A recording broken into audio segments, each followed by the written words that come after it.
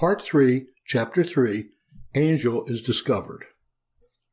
The next morning, Eleanor was seated with her guitar on the grass, just outside the two Greek temples, surrounded by a crowd of admirers and music lovers. They all addressed her as Angel, and she didn't argue with them. Just as she finished up a little ditty about a guy who couldn't tell the truth to save his life, his name was Johnny, and she had had a nice talk with him a couple of days ago. A man in a suit walked up to her. Suits were rare on the Princeton campus. The man was also a lot older than Eleanor. He might have been in his 40s. "Angel, can I talk with you for a minute?" "Sure." "My name is Abe Katz. I have to tell you, I've never seen anyone connect with a crowd the way you do. Everyone here seems to think you are his or her best friend. Do you know all these people that well?" "Actually, I don't know most of them at all. I recognize some of the faces, because people keep coming back for the music, but no, I really don't know them. So the only real connection is your music, I guess." Eleanor knew very well that there was magic involved in all this, but Abe didn't need to know that. "Have you ever thought about finding an agent for yourself?" "An agent? To do what?" "To expose your music, your talent, to a wider audience than the Princeton folks on their way to one of those temples over there." "I'm guessing you're recommending yourself as a musician's agent." "Got it in one." "It had not occurred to me before you walked up. But I'm not opposed to the idea.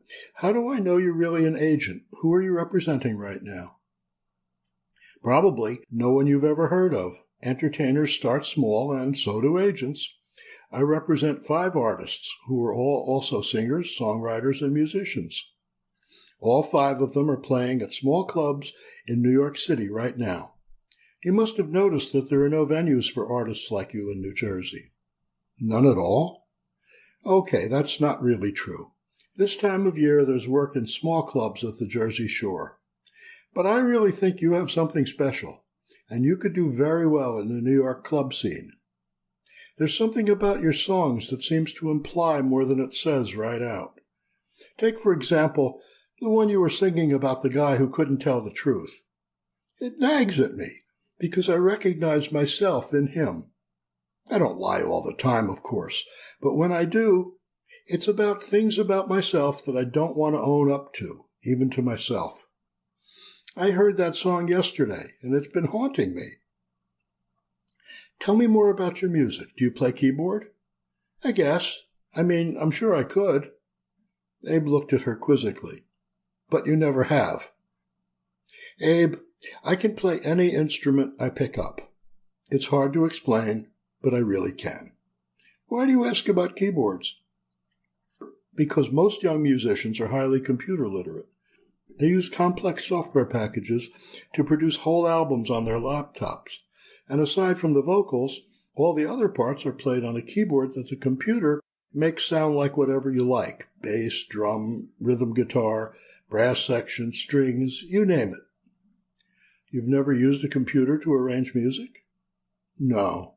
But my friend Bob is a computer wizard, really. He could set up a computer to do pretty much anything. I know he would help me if I had any problems." "Can you sing harmony?" "I guess so, sure." "Can you hear in your head the parts other instruments might play if you fronted a band?" "Front a band?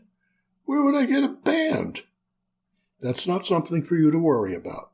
New York is overflowing with talented musicians who would like to be in a successful band.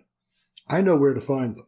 So, here's the plan. You get your laptop set up to do some music production and create some MP3 demo arrangements of a dozen or so of your songs.